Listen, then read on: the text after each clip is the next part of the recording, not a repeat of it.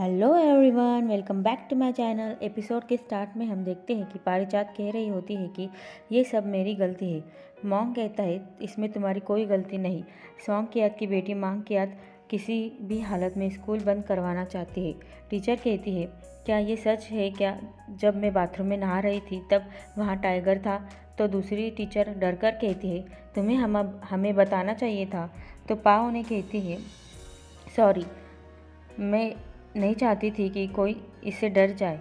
तो वो टीचर मॉन्ग से कहती है अब हम क्या करेंगे? टाइगर एक बार यहाँ आ चुका है और वो दोबारा यहाँ आ सकता है। तो वो डरने लगती है। तो मॉन्ग उसे शांत कराता है और कहता है टाइगर किसी को नुकसान नहीं पहुँचाएगा। तो पारिजात उन्हें कहती है मुझे पता है आप लोगों को सुनने में अजीब लगेगा, लेकिन मुझे ऐसा फील हुआ कि मैं उससे यानी टाइगर से कम्युनिकेट कर सकती हूँ। मुझे फील हुआ कि वो डरा हुआ था और उसे हमारी मदद की ज़रूरत है। मुझे ऐसा फील हुआ हम एक दूसरे से कनेक्टेड हैं। मुझे पता है कि वो किसी को नुकसान नहीं पहुंचाएगा। ये सारी बातें प्रभुन सुन रहा होता है। टीचर्स बाथरूम के लिए जाने के बाद पारिजात वहाँ अकेली होती है। उसे प्रभुन देख रहा होता है, उस पर नज़र रख रहा होता है। नेक्स्ट सीन में हम समा को देखते हैं जो टाइगर की पेंटिंग देखकर नोंथा की बातों को सोच रहा होता है। उसने कहा था कि अगर तुम ये सब नहीं करना चाहते तो मर जाओ और टाइगर किंग स्पिरिट हमें वापस दे दो। तभी वहाँ आंट आंग आती है और उससे पूछती है तुम इतने अंधेरे में क्यों बैठे हो? तो वो कहता है क्यों, आपको डर लग रहा है क्या मैं अपने आप को कहीं मार ना दूँ जैसे नोंथा ने कहा था? वो कहती है नहीं। समा कहता है मैं ऐसा नहीं करूँगा। बचपन में मेरे पिताजी ने मुझसे कहा था कि ज़िंदगी बड़ी अनमोल चीज़ है।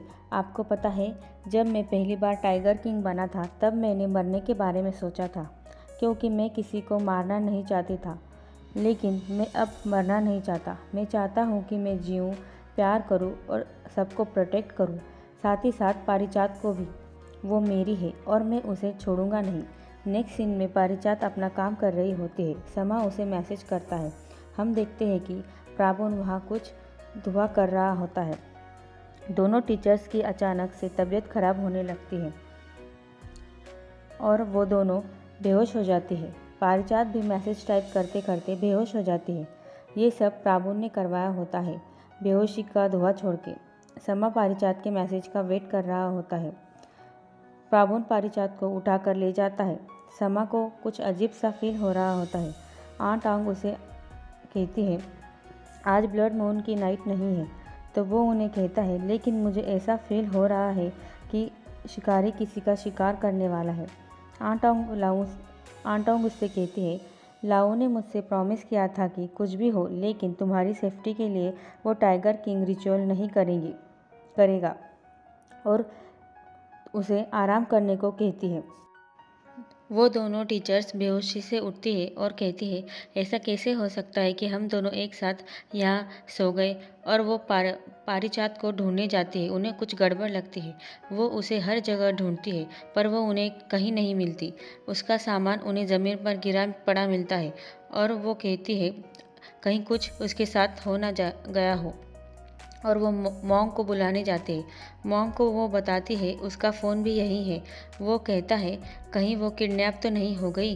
तभी नोंथा आता है और मॉन्ग को वो चीज़ दिखाता है जिससे जानवरों की शिकार करते समय उन्हें बेहोश करने के लिए शिकारी उस चीज़ का यूज़ करते हैं और वो पुलिस को कॉल करता है। मॉन्ग नोंथा पारिजात को ढूंढने के लिए जंगल में भागने लगता है क्योंकि उसे टायर के निशान दिखे हुए होते हैं गाड़ी के।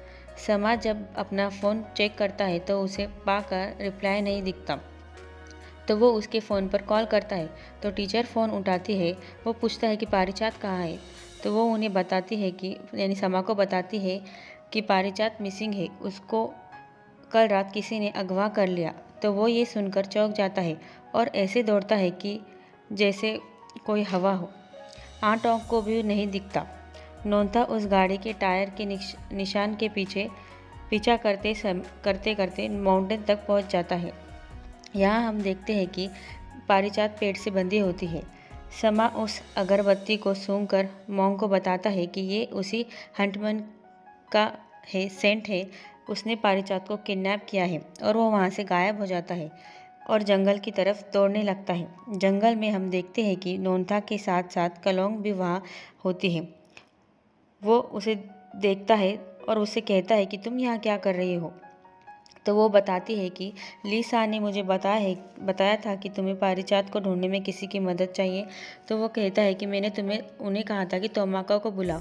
तो वो कहती है कि तोमाका अवेलेबल नहीं था, इसीलिए मैं आ गई। वो उसे वापस जाने को कहता है, लेकिन वो कहती है मैं बचपन से इस जंगल में रही हूँ, तुम तो शहर में रहे हो, मैं तो जंगल के चप्पे चप्पे को जानती हूँ, मैं भी पारिजात को ढूंढने चलूँगी। तो वो उसे रोकता है और कहता है वहाँ खतरा हो सकता है, तुम वापस जाओ। तो वो उसे कहती है अगर वहाँ खतरा है तो मैं तुम्हें वहाँ अकेले कैसे जाने दूँ। तो नोनता कहता है जंगल में तुम मेरी मदद नहीं करोगी, बल्कि मुझे तुम्हारी चिंता होती रहेगी। कलोंग कहती है मैं अपना ध्यान खुद रख लूँगी, तुम्हें चिंता करने की ज़रूरत नहीं है और टाइम वेस्ट मत करो, पारिजात को ढूंढने चलो, कहकर आगे चली जाती है और आगे एक जाले पर पैर रखती है तो पेड़ पर उल्टी टंग जाती है। तो नोनता आकर उसे बचाता है और वो उसके हाथों में आ जाती है। उसके पैरों में चोट लग जाती है तो वो उसकी केयर करने लगता है। तो वो कहती है तुम मुझे छोड़ो, पहले हमें पारिजात को ढूंढना होगा। नोनता समा को स्पीड से भागते हुए देख लेता है, कलोंग भी देखती है। तो वो कलोंग नोनता से कहती है ज़रूर वो जंगल में उसे ढूंढने गया होगा, तुम्हें जल्दी से उसके पहले पारिजात को ढूंढना होगा। तो वो कहता है डॉक्टर समा पारिजात की मदद करने जा चुके हैं, अब हम निश्चिंत हो सकते हैं। जब तुम्हारा पैर ठीक हो जाएगा मैं तुम्हें घर ले जाऊंगा। तो वो उसे देखने लगती है प्यार से। अगले सीन में हम देखते हैं कि पारिजात को होश आ जाता है और वो अपने आप को बंधा हुआ पाती है और वो मदद के लिए पुकारती है और सोचती है कि किसने मुझे अगवा किया होगा। तभी उसके सामने प्राबुन आ जाता है। तो वो याद करती है ये तो वही है जो उस दिन टाइगर को मारना चाहता था और वो उससे पूछती है तुमने मुझे किडनैप क्यों किया, मुझे जाने दो, ये कहती है। और वो कहती है कि अगर तुमने मुझे पैसों के लिए किडनैप किया होगा तो तुम जान लो मेरे पास ज़्यादा पैसे नहीं हैं, मैं एक मामूली सी टीचर हूँ। और वो उसे इरिटेट करने लगती है। तो उसे बताता है मुझे पैसे नहीं चाहिए, तुमने कहा था कि तुम टाइगर किंग से कनेक्ट महसूस करती हो, तो मैंने टाइगर किंग को पकड़ने के लिए तुम्हारा सहारा लिया, तुम्हारा इस्तेमाल किया ताकि टाइगर किंग तुम्हें बचाने के लिए आए और वो मेरे जाल में फंस जाए। तो वो कहती है मेरे कहने का मतलब वो नहीं था, मैंने तो ये कहा था कि शायद मैं उसका माइंड पढ़ सकती हूँ। प्रभु जंगल में जाल बिछाने के लिए वहाँ से चला जाता है। पारिजात को एक चाकू नीचे गिरा पड़ा दिखता है तो वो उसे लकड़ी के सहारे उठाकर अपनी रस्सी काटकर वहाँ से भागने की कोशिश करने लगती है। तो प्रभु उसे भागता देख लेता है और उस पर तीर का निशान चलाता है जो पारिजात के पैर पर लगता है, लेकिन फिर भी वो उस तीर को निकाल कर वहाँ से भागने लगती है। वो उसका पीछा करता है। यहाँ समाज को देखते हैं जिसे प्रभु की गाड़ी दिख जाती है और वो जंगल की तरफ भागने लगता है। पारिजात के पैरों में से खून बहने लगता है जिसकी स्मेल समा सूंघ लेता है क्योंकि वो एक टाइगर है। पारिजात भाग रही होती है, वो स्मेल सूंघकर जहाँ जहाँ से पारिजात गुजरी होती है वहाँ से समा भागता है, लेकिन आगे पारिजात को प्रभु पकड़ लेता है और उससे कहता है अगर तुम टाइगर से कम्युनिकेट कर सकती हो तो बुलाओ उसे, नहीं तो तुम मेरी बेट होगी। प्रामुन समा यानी टाइगर की आवाज़ सुन लेता है और ज़मीन पर कान लगा के टाइगर के पैरों की आवाज़ सुनने की कोशिश करता है, लेकिन उसे इंसान के पैरों की आवाज़ दौड़ने की आवाज़ आती है। तो वो कहता है इंसान के पैरों यानी फुटस्टेप्स की आवाज़ कैसे। तभी वहाँ समा आ जाता है और उसे मारने लगता है। दोनों के बीच लड़ाई होने लगती है। इसी के साथ ये पार्ट यहीं ख़त्म होता है। अगले पार्ट में हम देखेंगे कि क्या समा पारिजात को बचा पाएगा या फिर प्राणबून और पारिजात के सामने उसके टाइगर किंग होने का राज सामने आ जाएगा। तो नेक्स्ट पार्ट